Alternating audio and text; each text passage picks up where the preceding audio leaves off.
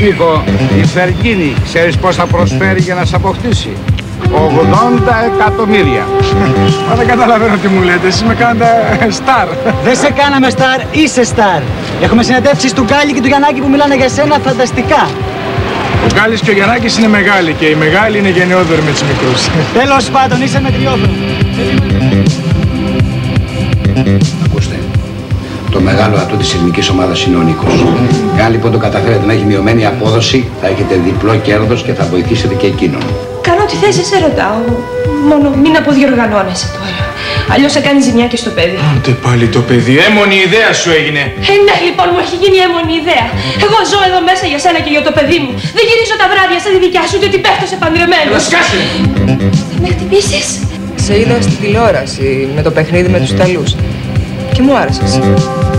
Σήμερα όμως γνωριστήκαμε, σήμερα θα ξεχαστούμε. Δεν θα ήθελα να... Η γυναίκα σου, το παιδί σου. Δεν κατάλαβα, πρόεδρε. Ποια άκρη, άσε, ουσιάσε, τι πενήσεις, τίποτα. Πιστεύεις πως τα άπαξα? Εγώ δεν είπα τίποτα τέτοιο. Το σκέφτεσαι όμως. Αυτό είναι δικό σου πρόβλημα. Σαφέρης δεν μου λέτε, ρε! Αποδείξα το! Νίκο Σαφέρη, πες μας δυο λέξεις για το ελληνικό κοινό. Δυο λέξεις για αυτούς που σε θαυμάζουνε. Πες μας δυο λέξεις για αυτούς που σε αγαπάνε. Αυτή τη στιγμή δεν περιγράφεται με λόγια. Αγαπάω την Ελλάδα, αγαπάω το μπάσκετ, αγαπάω τον Ιωνικό, αγαπάω τη γυναίκα.